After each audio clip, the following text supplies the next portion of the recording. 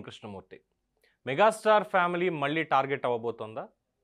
ఈసారి cinema industry నుంచా, రాజకీయాల నుంచా, లేదు మరో కోణం నుంచి ఏమైనా వస్తోందా? ఎందుకని వాళ్ళనే టార్గెట్ చేసుకుంటూ వస్తున్నారు? ఇలాంటి ఎన్నో ప్రశ్నల సమాహారం ఈరోజు మనం తెలుసుకుందాం. ఎందుకనంటే రామ్ చరణ్ గేమ్ చేంజర్ అనే సినిమా ప్రమోషన్స్లో భాగంగా కడప పెద్ద దర్గాకి వెళ్ళి అక్కడ పూజలు చేసి నమస్కారం చేసుకుని వచ్చారు. ఇది మామూలుగా చూస్తే ఎవరికి తప్పని అనిపించదు, దర్గాకి వెళ్ళొచ్చారు కదా అంతే కదా అని. కానీ ఆయన అయ్యప్ప మాల మండల దీక్షలో ఉండి పెద్ద దర్గాని సందర్శించడం అనేది ప్రస్తుతం వివాదాస్పదం అవుతోంది.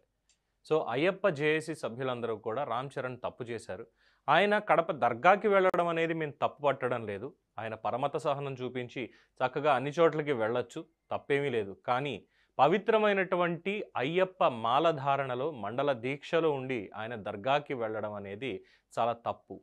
దీనికి 5-6 రోజుల్లో ఆయన క్షమాపణ చెప్పాలి అని. అయితే ఇదే అంశానికి సంబంధించి ఇందులోకి పవన్ కళ్యాణ్ గారిని తీసుకొస్తున్నారు. ఎందుకంటే ఇటీవల కాలంలో చూసాం సనాతన ధర్మానికి సంబంధించి పవన్ కళ్యాణ్ ఏం చేస్తున్నారు అన్నటువంటిది. సో ఇలా రకరకాలుగా, అలాగే దిగ్గజ సంగీత దర్శకుడైనటువంటి ఏఆర్ రెహమాన్ని గుడికి కూడా తీసుకురావాలి అన్నటువంటి డిమాండ్ ఇందులో వస్తోంది. సో మొత్తానికి ఇందులో తప్పు ఎవరిది? Hey, you look so stressed. What happened? Man, I've gotten a very big interview tomorrow. That too in my dream company. కావాలి అన్నటువంటి డిమాండ్ ఇందులో వస్తోంది. సో మొత్తానికి ఇందులో తప్పు ఎవరిది, ఎలాగ దీన్ని తప్పించుకోవాలి, లేదు దీంట్లో ఏంటి పరిష్కారం అనేది ఒకసారి ఈ అంశంలో తెలుసుకుందాం. మనతోటి ఈ వివరాలు పంచుకోవడానికి అందుబాటులో ఉన్నారు తెలంగాణ అయ్యప్పల జేఏసీ కన్వీనర్ ప్రేమ్ గాంధీ గారు. ప్రేమ్ గారు నమస్కారం. నమస్కారం. ఇది కంప్లైంట్ అనుకోవాలా, లేదంటే ఒక పొరపాటు జరిగింది సరిదిద్దుకోండి అని చెప్పే సూచన అనుకోవాలా ఇప్పుడు వస్తున్నటువంటి ఈ అంశానికి సంబంధించి? ఎందుకంటే పెద్దలు చాలామంది మాట్లాడారు, మీడియాలో కూడా చాలా రచ్చ అవుతోంది. రామ్ చరణ్ ఏంటి కడప దర్గాకి వెళ్ళడం ఏంటి అన్నటువంటి ప్రశ్న ఒకటైతే, అసలు అయ్యప్ప దీక్షలో ఉండి వెళ్లాల్సినటువంటి అవసరం ఏం వచ్చింది అన్నటువంటి ప్రశ్న వస్తుంది. దీన్ని తీసుకెళ్ళి వాళ్ళ కుటుంబానికి, అలాగే వారి సతీమణి దాని మీద స్పందించారు, ఎవరు దీన్ని అంత పెద్దగా చేయాల్సిన అవసరం లేదు, మేము అందరినీ గౌరవిస్తాం సమానంగా అని చెప్పని. అందులోనే ఒక ఆన్సర్ అనేది ఉంది. కానీ ఇక్కడ ఏంటి అడ్డొస్తోంది? ఇప్పుడు మనం ఒక వాస్తవ విషయాన్ని కొంచెం క్లియర్గా అబ్జర్వ్ చేద్దాం. ఎవరు దర్గాకు వెళ్ళొద్దని ఎవరు అన్నారు? గతంలో కూడా వెళ్ళినటువంటి సంఘటన కూడా మనం విన్నాం. కాకపోతే ఇలా మండలకాలం దీక్షలో ఉన్నాడు కాబట్టి వెళ్ళవద్దు అంటున్నాం. దానికి కూడా వాళ్ళ ఫ్యామిలీని ఇన్వాల్వ్ చేస్తూ ఉన్నారు అన్నట్టు ఒక రీజన్ ఉంది. ఈరోజు కాదు కదా, చాలా సంవత్సరాల నుంచి కూడా కఠోరమైనటువంటి హిందూవాది ఉన్నటువంటి చిరంజీవి ఫ్యామిలీ వారు ఆంజనేయ స్వామి భక్తుడు, అయ్యప్ప స్వామి భక్తుడు, అయ్యప్ప స్వామి మాల రెగ్యులర్గా వేస్తూ ఉంటారు, 40 రోజుల పాటు మండలకాలం చేస్తూ ఉంటారు, వాళ్ళ ఇంట్లో పూజ జరుగుతుంటుందని మనం అనేక సందర్భాల్లో విన్నాం. అదే పరంపరంగా వాళ్ళ అబ్బాయి వచ్చిండు, సంతోషిస్తాం కదా. ఎన్నో సందర్భాల్లో మేము అన్నాం కదా, అరే సెలబ్రిటీలలో పూర్తి నిష్టగా ఉన్నటువంటి ఫ్యామిలీ రామ్ చరణ్ ఉన్నాడు, చిరంజీవి ఉన్నాడు అనేటువంటి సందర్భం చాలా సందర్భాలు మాట్లాడారు. కానీ ఇక్కడ జరిగిన సంఘటన ఏంది అని అంటే, వెళ్ళవద్దని ఎప్పుడు అనము మేము. దర్గాకు వెళ్ళవాలనేది ఆయన వ్యక్తిగత అభిప్రాయము. పరమతాన్ని సనాతన ధర్మంలో కూడా ఏముంటుంది, పరమతాన్ని మనం ఎక్కడ కూడా ఇది చేయకుండా మన ధర్మాన్ని మనం కాపాడుకునేటువంటి ప్రయత్నమే చేస్తాం తప్ప పరమతాన్ని ఎక్కడ కూడా ద్వేషించినటువంటి దాఖలాలు లేవు. కానీ జరిగినటువంటి ఆ మొత్తం క్రియలో జరిగినటువంటి వాతావరణం అంతా వేరు. కారణం ఏంటంటే, వెళ్ళినప్పుడు అక్కడ దర్గాలో ఉన్నటువంటి మత పెద్ద మిమ్మల్ని బొట్టు తీసేయమన్నప్పుడు ఆయన బొట్టు తీసేయడము, నుదుటిన బొట్టు తీసేసిండు, తిలకం తీసేసిండు, విభూతి తీసేసిండు. తర్వాత వారి ఆచారాన్ని గౌరవిస్తూ ఆయన తలకి పాగా కట్టుకొని, అంటే తలకు బట్ట కట్టుకొని, తర్వాత వాళ్ళ మతాచారాన్ని గౌరవిస్తూ ఆయన సంబోధించేటువంటి విషయం కూడా ఆ పరమతం సంబంధించినటువంటి అంశాన్ని సంబోధిస్తూ మాట్లాడడం, దాన్నే మేము తీవ్రంగా ఖండిస్తూ ఉన్నాం. మీరు 41 రోజు పాటు మండల దీక్షలు ఉన్నారు కాబట్టి దాన్ని తప్పుగా అంటున్నాం. దానికి రీజన్ ఒకటే, మనం ఈ మండలకాలం దీక్షలో ఉన్నప్పుడు ఎవరైనా శుచి శుభ్రతతో లేకపోయినా మనం విన్నా, ఎవరైనా చనిపోయినట్టు విన్నా, లేదా శవం అడ్డం వచ్చినా వెంటనే స్నానం చేసి మళ్ళీ దేవుడి దగ్గర దీపం పెట్టేటువంటి క్రియ పూర్తిగా 40 రోజుల మండలకాలం పాటు ఉంటుంది. అలాంటిది నువ్వు దర్గాకు వెళ్ళడం మేము తప్పు, దాన్ని తప్పుగా భావిస్తూ ఉన్నాము. దాన్ని మేము ఒకటే అంటా ఉన్నాము, మీరు చేసిన దాన్ని మీరు తెలిసి జరిగిందా తెలియక జరిగిందా తెలియదు, మిమ్మల్ని అభిమానిస్తున్నాం. మెగా ఫ్యామిలీగా మేము ఎప్పటి నుంచో అభిమానిస్తున్నటువంటి వ్యక్తులము, సనాతన ధర్మాన్ని మీరు గౌరవిస్తున్నారు కాబట్టి మేము మిమ్మల్ని అభిమానిస్తున్నాం.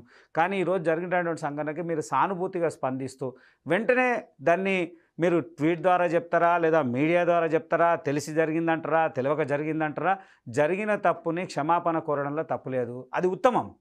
చాలామంది మేధావులు ఎంతో పెద్ద పెద్ద మంత్రులు ముఖ్యమంత్రులు చేసినటువంటి జరిగినటువంటి తప్పుకు క్షమాపణ కోరిరు. మేము ఏమంటా ఉన్నాం, సనాతన ధర్మంలో మేమందరూ కూడా మా అందరు మనోభావాలు దెబ్బతిన్నాయి. మీరు దీక్షలో ఉన్నారు, మిమ్మల్ని గౌరవిస్తున్నాం. మీరు రామ్ చరణ్ కాదు, ఇక్కడ అయ్యప్ప స్వామి. మీరు మిమ్మల్ని భగవత్ స్వరూపులుగా చూస్తుంటారు, మిమ్మల్ని ఆదర్శంగా తీసుకుంటారు. ఆదర్శంగా తీసుకుంటే అర్థమైంది, రేపు అందరూ దర్గాకు వెళ్ళాలా అంటే రామ్ చరణ్ అసంటోడు వెళ్ళండి మేము వెళ్ళలేదా అనేటువంటి వాతావరణం ప్రజల్లో రాంగ్ మెసేజ్ పోతుంది. దానికోసం ఆయన క్షమాపణ కోరమంటున్నాం. అంటే ఇప్పుడు దర్గాకి వెళ్ళడం అనేది తప్పు కాదు. అయితే ఇక్కడ మరి ఏఆర్ రెహమాన్ని గుడికి తీసుకురండి అని డిమాండ్ చేయడం ఎంతవరకు సమంజసం? ఇప్పుడు ఆయన అన్నాడు ఏమని, మా మిత్రుడు చెప్పిండు, ఆయన సలహా మేరకు నేను వెళ్ళినా అన్నాడు. అంటే ఒక మిత్రుడి సలహాని లేదా మిత్రుడి యొక్క ఆలోచనని ఆయన షేర్ చేసుకొని వెళ్ళిండు.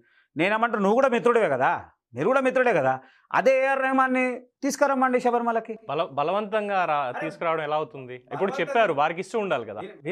వినండి సార్, నేనేమంటున్నా, బలవంతంగా ఏం తీసుకురామంటున్నాను. మీరు ఎట్లయితే పరమతాన్ని గౌరవించుర్రో ఆయన కూడా తన పరమతాన్ని గౌరవించాలి కదా. అనేక సందర్భాల్లో ఆయన రచించినటువంటి పాటలు ఆయన అన్ని ఇవాళ అన్ని దేవాలయాల్లో అక్కడిక్కడ వింటా ఉన్నాం కదా. మేము ఎక్కడన్నా వ్యతిరేకించినామా? ఏఆర్ రెహమాన్ ముస్లిము, ఆయన పాడిన పాట మేము వినొద్దు లేదా దేవాలయాల్లో ఎక్కడ ప్లే చేయొద్దని అంటున్నామా? అంటలేం కదా. అట్లాంటిది మేము పరమతాన్ని గౌరవించినప్పుడు నువ్వు కూడా పరమతాన్ని గౌరవించు. నిన్ను ఎట్లయితే గౌరవించొచ్చినావు రా, నువ్వు రా. కనీసం మేమంటే విన్నాము, అది వాస్తవం ఎంతో తెలియదు, కానీ ఏఆర్ రెహమాన్ ఇంటికి వెళ్తే బొట్టున్నోళ్ళు కూడా బొట్టు తీసుకొని రావాలనేటువంటి కఠోరమైనటువంటి ఆచారాన్ని ఆయన ఫాలో అవుతుంటారంట. అరే హిందూ సనాతన ధర్మంలోకి పోయిన తర్వాత ఎవరి మతాన్ని వాళ్ళు గౌరవిస్తారు. బలవంతమైనటువంటి వాతావరణం తీసుకురావద్దు. ఇప్పుడు ఆడ వాళ్ళ మత పెద్ద చెప్పినప్పుడు ఆయన బొట్టు తీసడం, దాన్ని మేము తప్పుగా భావిస్తూ ఉన్నాం. మీరు బొట్టు పెట్టుకోండి, తప్పలేదు, బొట్టు పెట్టుకోండి, మీరు వెళ్ళండి, దాంట్లో మేము ఇచ్చాం. మీరు బొట్టు తీసేసి మళ్ళీ అది దర్గా వెళ్ళవద్దని అందరికీ తెలుసు. ఆ 40 రోజుల పాటు మండల కాలం మీరు చేయాల్సినటువంటి నియమాలు పాటిస్తే దీక్ష చేయండి, లేకపోతే లేదు. షూటింగ్ కాదు కదా సార్, షూటింగ్ అయితే కాదు కదా. ఖచ్చితంగా మీరు ధర్మాన్ని పాటించి మీరు ఏదైతే నియమాల్ని పాటిస్తారో అప్పుడైతేనే మీరు మాల వేయండి, లేకపోతే అవసరమే లేదు. దీని మీద ఏంటంటే ప్రజల్లో రాంగ్ మెసేజ్ పోతా ఉంది కదా. మిమ్మల్ని అభిమానిస్తున్నటువంటి వ్యక్తులందరికీ ఏం మెసేజ్ పోతుంది, రాంగ్ మెసేజ్ పోతుంది కదా. దాన్ని మేము తీవ్రంగా ఖండిస్తా ఉన్నాం. అంటే అభిమానులను కాదు, ముఖ్యంగా అయ్యప్ప స్వాములు మాలధారణ చేసినప్పుడు ఎలాంటి నియమ నిష్ఠలు ఉంటాయనేది వారికి తెలియదేం కాదు. ఎందుకంటే దాదాపుగా సినీ ఇండస్ట్రీలోకి ఆయన ఎంటర్ అయిన దగ్గర నుంచి కూడా ప్రతి సంవత్సరం అయ్యప్ప మాల వేసుకుంటూనే ఉన్నారు. బట్ ఎప్పుడు రాలేదు ఇటువంటి వివాదం కానీ ఇటువంటి మాటలు కానీ ఎప్పుడు రాలేదు. సినిమాలకు సంబంధించి ఏమొచ్చినా అది వేరు. బట్ ఇప్పుడు ఇది కేవలం ఆ దర్గాకి వెళ్ళడం అనేది మాత్రం ఇది వస్తుంది అన్నప్పుడు ఇంకొక అంశాన్ని కూడా తెర మీదకి తీసుకొస్తున్నారు. అయ్యప్ప స్వామి దీక్షకు వెళ్ళే వాళ్ళు ముస్లింలు కూడా ఉంటారు. అక్కడ వావర స్వామి అనేటువంటిది కూడా ఇప్పుడు ఆ అంశం తెర మీదకి వస్తుంది. మరి అక్కడ వాళ్ళు కూడా అక్కడికి వెళ్తున్నప్పుడు ఇక్కడికి దర్గాకి రామ్ చరణ్ ఇలా వెళ్ళి అక్కడ సాంప్రదాయాన్ని పాటిస్తే తప్పేంటి అన్నటువంటి ఒక అభిప్రాయం కూడా కొంతమందిని వ్యక్తపరుస్తున్నారు. దాన్ని మేము తీవ్రంగా ఖండిస్తాం. ఎక్కడ కూడా అయ్యప్ప చరిత్రలో వావర్ అనేటువంటి అంశం కల్పితమే తప్ప ఎక్కడ కూడా లేదు. ఎందుకంటే ఆయన పుట్టినటువంటి సంవత్సరం వేరు, వావర్కు ఉన్నటువంటి అంశం వేరు. ఒక వ్యాపార దృక్పథంతో అక్కడ ఉన్నటువంటి వ్యాపారమా లేదా ఏదో ఒక కోణంతోనే తప్ప కల్పితమైనటువంటిది తప్ప ఇంకెక్కడ కూడా లేదు. ఉదాహరణకు మీరే వేసుకోండి, 30-40 సంవత్సరాల క్రితం చాలామంది వెళ్ళినటువంటి దాఖలు ఉన్నాయి.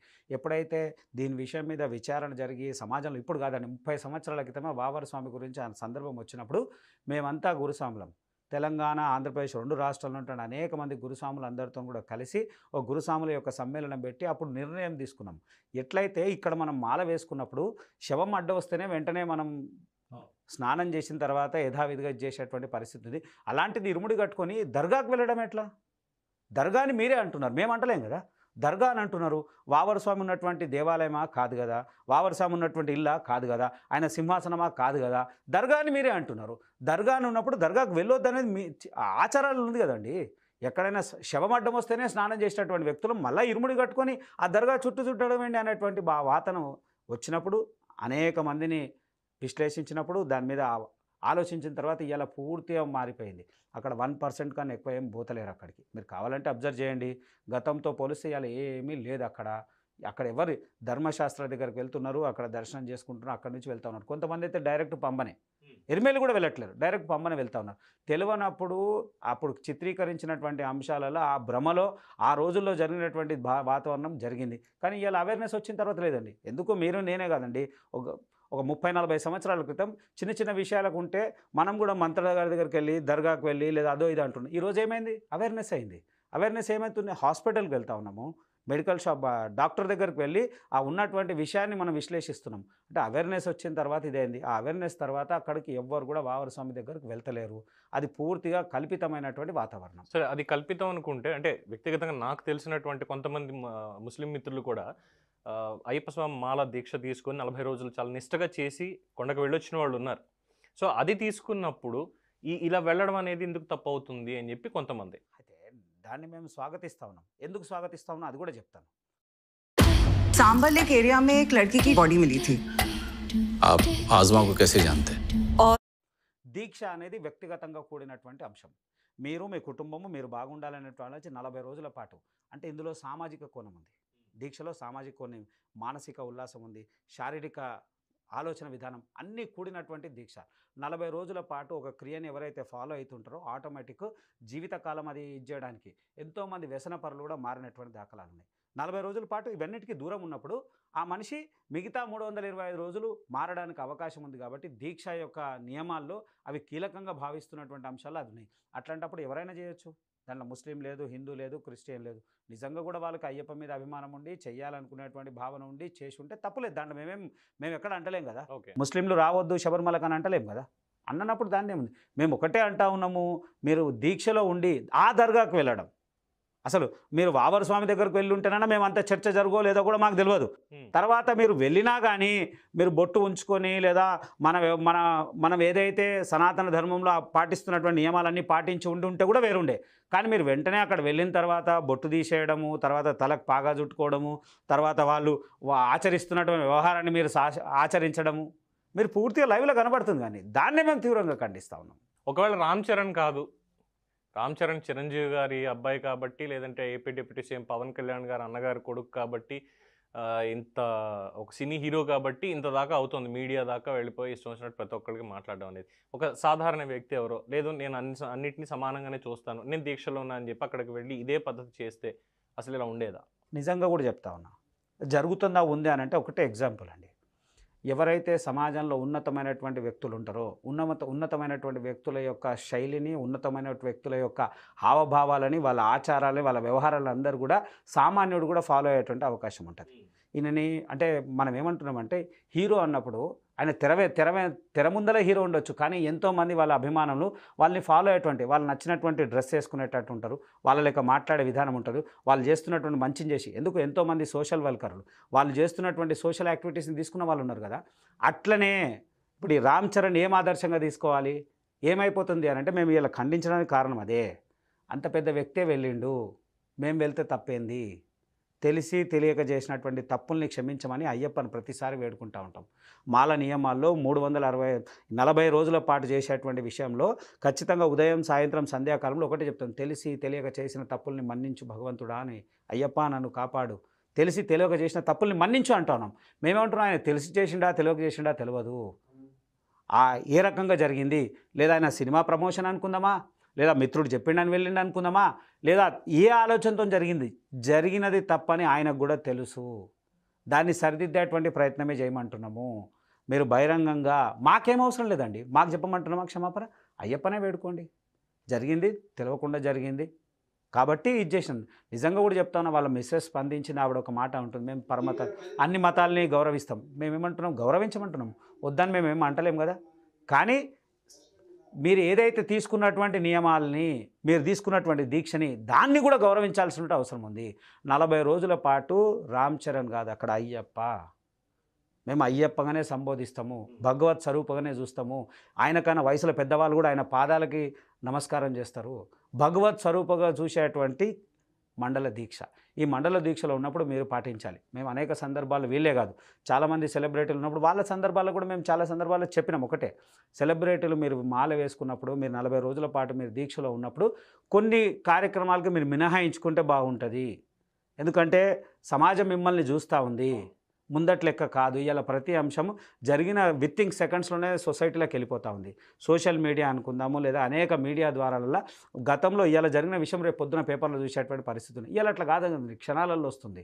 తప్పు జరిగినా అంతే ప్రభావం చూపిస్తూ ఉంది, మంచి జరిగినా అంతే ప్రభావం చూస్తూ ఉంది. మేము మంచి జరిగినప్పుడు చాలా సందర్భాలు మీరు ప్రతిసారి గమనించరు, సీజన్ రాగానే ఎప్పుడైతే ఈ కార్తీక మాసం అటువంటి సీజన్ రాగానే మీరు సోషల్ మీడియాలో చూసుకుంటే సెలబ్రిటీలలో ఖచ్చితంగా చిరంజీవి ఫోటోలు, రామ్ చరణ్ ఫోటోలు, మాల మీద ఫోటోలు తప్పకుండా వైరల్ అవుతూ ఉంటాయి. ప్రతిసారి వైరల్ అవుతూ ఉంటాయి సార్. ఎందుకు అవుతూ ఉంటాయి?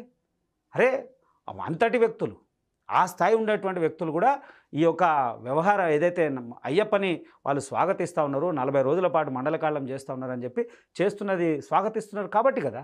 అందుకోసమే చెప్తా ఉన్నాం, వారు చేసేటువంటి ప్రతి పని ప్రజలు చూస్తూ ఉంటారు. వారు చేసిన తప్పులు చేసినా కానీ వాళ్ళు వెంటనే దాన్ని సవరించుకునేటువంటి అవకాశం ఉంటుంది. సానుకూలంగా స్పందిస్తే బాగుంటుంది మా అభిప్రాయం. డెఫినెట్గా సానుకూలంగా స్పందిస్తారు. ఎందుకంటే ఇది సమాజం మొత్తం అందరికీ కూడా తెలుసు వారు ఎలా సనాతన ధర్మాన్ని ఎలా ఫాలో అవుతారు అనేది. రెండోది వారికి పుట్టినటువంటి మన బిడ్డకి అమ్మవారి పేరే పెట్టుకున్నారు క్లీంకారా అని చెప్పి. సో అందులోనే అర్థమైపోతుంది ఇది ఎక్కడో పొరపాటున జరిగింది. అయితే మీడియాలో ఇంత రచ్చ చేసే బదులు, అంటే తప్పని కొద్ది రచ్చ అంటున్నానని చెప్పి, ఎందుకంటే ఇక ఒకరు మొదలు పెట్టారు అంటే రాష్ట్ర వ్యాప్తంగా 2 తెలుగు రాష్ట్రాల్లో కూడా ఇంకా ఇదే టాపిక్ అయిపోతుంది. అదిగో రామ్ చరణ్ తప్పు చేసేసాడు, రామ్ చరణ్ వల్లే తప్పు జరిగిపోయింది. రెండోది ఏంటంటే ఈ మధ్యకాలంలో చూస్తున్నాం సనాతన ధర్మానికి పవన్ కళ్యాణ్ గారు ఏ విధంగా ప్రచారం చేస్తున్నారు, అలాగే జరుగుతున్నటువంటి దాడుల మీద ఏ విధంగా ఆయన స్పందిస్తున్నారు అనేది. ఒక పక్కన అటు ప్రభుత్వం నడిపించుకుంటూ ప్రజలందరినీ సమానంగా చూసుకుంటూ వెళ్లాల్సిన బాధ్యత ఆయన మీద ఉంది. దీనివల్ల అటు ఆయనకి కూడా ఏమైనా చిన్నపాటి డిస్టర్బెన్స్ వచ్చే అవకాశం ఉంటుందేమో. ఇన్స్టెడ్ ఆఫ్ దట్ మీరు గురుస్వాములు జేఏసీ ఉందన్నారు, పెద్దలు కొంతమంది వెళ్ళి మిమ్మల్ని ఎవ్వరూ అక్కడికి అడ్డుపడేవాళ్ళు లేరు, మిమ్మల్ని అక్కడికి వెళ్ళిన తర్వాత మీరెవరైనా మాట్లాడడానికి అనేవాళ్ళు కూడా లేరు, ఎందుకంటే దీక్షలో ఉన్నారు, ఎదుర్కొండా వచ్చేది కూడా అయ్యప్పే కాబట్టి స్వాగతిస్తారు. అయ్యా ఇది ఇలా పొరపాటు జరిగిపోయింది, ఇంకొకసారి జరగకుండా చూసుకోండి అని ఒక మాట అక్కడికి వెళ్ళి చెప్పుంటే బాగుండేదేమో అన్నటువంటి ఒక అభిప్రాయం కూడా చాలామంది అంటున్నారు. అంటే ఈరోజు మేము పెట్టినటువంటి ప్రెస్ మీట్లో కూడా ఒకటే విషయం చెప్తా ఉన్నాం. మేము ఏమన్నాము అంటే ఇవాళ మేము గమనించని విషయం ఒక్కటి చెప్తా. అంటే మీరు అన్నారు కాబట్టి చెప్తా ఉన్నా. పవన్ కళ్యాణ్ గారు వారాహి యాత్ర అన్నారు, లేదా వారాహి డిక్లరేషన్ అన్నారు, సనాతన ధర్మం కోసము అక్కడెక్కడో ఉదయనిధి స్టాలిన్ మాట్లాడితే ఆయనకి వెంటనే ధీటైనటువంటి సమాధానం చెప్పినప్పుడు ఈ రాష్ట్రంలో ఉన్నటువంటి ప్రతి హిందువు దర్జాగా అరే ధర్మాన్ని కాపాడడానికి, సనాతన ధర్మాన్ని కాపాడడానికి ఒక శక్తిగా ఉన్నటువంటి వ్యక్తి అని పవన్ కళ్యాణ్ గారిని అభివర్ణించినటువంటి రోజులు ఉన్నాయి, ఆయన అభిమానించినటువంటి రోజులు ఉన్నాయి. ఆయన కూడా ప్రత్యక్షంగా మీడియాలో లేదా సభలో కూడా మాట్లాడు, సినిమా జీవితం వేరు, నిజ జీవితం వేరు, మీరు సినిమాని ఇట్లా కంపేర్ చేయొద్దు, అది నటన వరకు మాత్రమే, ఇది నిజ జీవితం వేరు, ధర్మాన్ని కాపాడాల్సినటువంటి అవసరం ఉన్నది, ధర్మాన్ని కాపాడడానికి ఒక శక్తిగా విజయాలనేటువంటి మాట మేమంటున్నాం. మీ బాబాయ్ సనాతన ధర్మానికి ఒక దిక్సూచి అయినప్పుడు మీరు ఈ సనాతన ధర్మానికి ఇలాంటి చర్య చేసినప్పుడు ఏం సమాధానం ఉంటుంది? వెంటనే స్పందించాలి. మేము ఇప్పటివరకు రావాల్సిన అవసరం లేదండి. ఇలా సోషల్ మీడియా ఉంది, అనేక విషయాల్లో తెలుస్తూ ఉంది. తెలిసినప్పుడు వాళ్ళ సతీమణి స్పందించి మేము అన్ని మతాలని గౌరవిస్తున్నాం అనే విషయం కన్నా ఒకటే విషయము, ఏమని అనుకోకుండా జరిగింది కాబట్టి అయ్యప్పలు లేదా ఆ అయ్యప్పనే మమ్మల్ని మనస్ఫూర్తిగా మన్నించాలి అంటే కథం కదా. ఇవన్నీ ఉండే కదండి. మనం కూడా ఏం డిస్కస్ కూడా చేయం కదా, ఎక్కడ మాట్లాడడం కదా, ఏ విషయాలు కూడా డిస్కస్ రావు. లేదు, మీరు అడిగింది కూడా సమంజసంగానే ఉందంటే ఒకళ్ళని కించపరచడం అన్నటువంటి పాయింట్ అయితే ఇక్కడ డెఫినెట్గా రావట్లేదు. ఏదైతే శాస్త్రం ఉంది, లేదు నియమాలు ఉన్నాయో, జరిగినటువంటి పొరపాటుని సరిదిద్దుకోండి అని అడుగుతున్నారు. వాళ్ళు కూడా స్వాగతిస్తూనే ఉన్నారు, మేము అందరినీ గౌరవిస్తామన్న మాటే. బట్ మీరు అడిగింది కూడా సమంజసంగానే ఉంది అనేది తెలుస్తున్నటువంటి అంశం. Anyway, Ram Charan family, mega family నుంచి ఆయన జరిగినటువంటి దానికి ఆయన క్షమాపణ చెప్తారా స్వాములందరూ కోరుకుంటున్నట్టు? అంటే తెలియకుండానే జరిగినటువంటి పొరపాటుకి తప్పకుండా చెప్పాలి. మేము అది కూడా చెప్తా ఉన్నాం. మేము మాట్లాడిన ఒకటే, మీరు నిన్న జరిగినటువంటి సంఘటన మీద మేము స్పందించుతారా లేదా మాట్లాడతలేదు, మేము ఇప్పుడు కూడా అదే చెప్తా ఉన్నాం. ఇంకొక 5-6 రోజులు వెయిట్ చేస్తాం. మేము వెయిట్ చేసి చేయనప్పుడు ఆయన ఇంటికి వెళ్తామా, లేదా ఆయన మాల వేసినటువంటి గురుస్వామి ఇంటికే వెళ్తామా, లేదా ఆయన ఇంటిని ముట్టడిస్తామా, లేదా ఆయన గేమ్ చేంజర్నే బ్లాక్ చేస్తామా, లేదా ఆయన సినిమాలనే బాయ్కాట్ చేస్తామా? ఖచ్చితంగా చేస్తాం. మేము కాదండి, ప్రజల్లో అనేకమైనటువంటి మార్పు వచ్చింది. ఎవరైతే అభిమానిస్తున్నటువంటి వ్యక్తులు తప్పు చేసినప్పుడు ఆ తప్పుని జీర్ణించుకునే శక్తి సాధారణమైనటువంటి శక్తి కాదు. మేము నిజంగా కూడా అయ్యప్ప అనేటువంటి అంశము మాకు తెలుసు. మేము ప్రతి సెకండ్ చాలా తక్కువ మంది, 1-2-3 కానీ 365 రోజులు అయ్యప్ప దీక్ష తీసుకున్నటువంటి వ్యక్తులు తప్పకుండా 365 రోజులు దీక్ష లేకపోయినా ఏ సమస్య వచ్చినా, ఏ కష్టం వచ్చినా ముందు స్వామియే శరణం అయ్యప్ప అనేటువంటి స్మరించుకునేటువంటి వాతావరణం ఉంటుంది ఫ్యామిలీ. అలాంటిది వాళ్ళు కూడా అట్లనే ఉన్నారు కదా. నిన్న మొన్న కాదు కదండి, ఎప్పటి నుంచో వస్తూ ఉన్నారు. వెంటనే స్పందించాలి. మీ ఛానల్ ద్వారా కానీ లేదా వాళ్ళు ప్రత్యక్షంగానో పరోక్షంగానో ఎక్కడనో ఒక దగ్గర ఏమని స్పందించాలి అనేది వాళ్ళ నిర్ణయానికి. తెలిసి జరిగిందా తెలియక జరిగిందా ఎట్లా జరిగింది ఏం సంగతి వాళ్ళు వివరణ మా మీద ఏం లేదు ఇస్తే హ్యాపీయే. ఈయనప్పుడు ఏంది అని అంటే ఒక వాతావరణం తీసుకొని వచ్చేటువంటి ప్రయత్నం అయితే చేయక తప్పదు. ఎందుకు తప్పదు అని అంటే మీరు అనొచ్చు, చాలామంది మాట్లాడుతున్నారు ఏఆర్ రెహమాన్ అట్లా అంటారు ఈయన అట్లా అంటారు అంటే ఒకటే చెప్తా ఉన్నాం, మీ మిత్రుడి మాటని మీరు గౌరవించినప్పుడు మీ మాట ఆయన ఎందుకు గౌరవించాడు మీరు అడిగి చూడండి. ఇప్పుడు మీరు చెప్పినందుకు దర్గాకు వెళ్ళారు కదా, మీరు మాల మీద ఉన్నారు కదా, ఆయన మీ మిత్రుడే కదా, మీ ఇంటికి భిక్షకు పిలవండి, లేదా మీ ఇంట్లో పూజ పెట్టి పూజకు పిలువు. వస్తాడా రాడా అది ఆయన మీద నిర్ణయం కదా. మీరు పరమతాన్ని మీరు స్వాగతించినప్పుడు ఆయన కూడా స్వాగతించాలి కదా. మిత్రుడు చెప్పాడని స్వాగతిస్తాడా, లేదా సనాతన ధర్మం అని స్వాగతిస్తాడా, లేకుంటే అందరం ఒకటే అని అంటాడా అనే భావన ఆయనకు కూడా తెలియాలి కదా. మేము ఒకటే చెప్తా ఉన్నాం, మీరు ఎట్లయితే గౌరవించారో అట్లనే మీ మిత్రుడు మిమ్మల్ని గౌరవిస్తాడా. ఇప్పుడు మేము అదే అడుగుతున్నాం కదా క్వశ్చన్.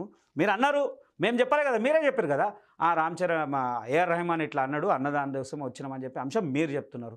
చెప్పినప్పుడు మేము అదే అంటా ఉన్నాం, మీరు కూడా ఆహ్వానించండి ఆయనని. తిరుపతికి తీసుకొని వస్తారా, శబరిమలకు తీసుకొని వస్తారా, లేదా ఇరుముడి కట్టుకొని ఆయన్నే శబరిమలకు తీసుకుపోతారా అంటున్నారుగా మీరే.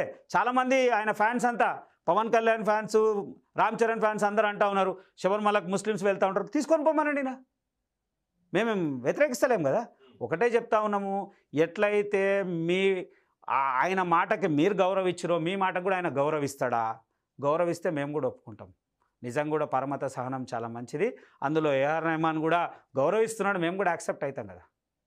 లేనప్పుడు ఖచ్చితంగా చర్యకు ప్రతిచర్య తప్పదు కదా. రైట్. ప్రేమ్ గాంధీ గారు, మొత్తానికి మీ డిమాండ్స్ అనేవి ఏంటి అనేది చాలా క్లియర్గా చెప్పారు. అట్ ద సేమ్ టైం వాళ్ళు ఏం చేస్తే బాగుంటుంది అనేది కూడా చెప్పారు. మరి ఇక డెసిషన్ రామ్ చరణ్ ఫ్యామిలీ తీసుకోవాల్సింది. అయ్యప్ప స్వాముల ఆగ్రహానికి గురవుతారా, లేదు జరిగినటువంటి పొరపాటుని సరిదిద్దుకొని వారు అడిగినటువంటి డిమాండ్స్ని క్లియర్ చేస్తారా, వేచి చూడాల్సిందే. సో రామ్ చరణ్కి సంబంధించి ప్రస్తుతం ఉన్నటువంటి వివాదం మీద ఇది బీఆర్కే న్యూస్ ఎక్స్క్లూజివ్ డిబేట్. చూస్తూనే ఉండండి బీఆర్కే న్యూస్, తెలుగోడి సత్తా.